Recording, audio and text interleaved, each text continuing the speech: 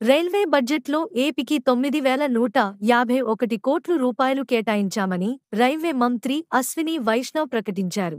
హమాస్పై యుద్ధానికి మద్దతివ్వాలని అమెరికాను కోరిన ఇజ్రాయెల్ ప్రధాని బెంజమిన్ నెతన్యాహు 92,108 అంగన్వాడీలను ఉన్నతీకరించి సక్షం అంగనేవాడీలుగా మార్చేందుకు కేంద్ర ప్రభుత్వం అనుమతించిందని కేంద్ర మహిళా శిశు అభివృద్ధి శాఖ మంత్రి అన్నపూర్ణా దేవి వెల్లడించారు. పోషణ్ భీ పడ్డాయి భీ కార్యక్రమం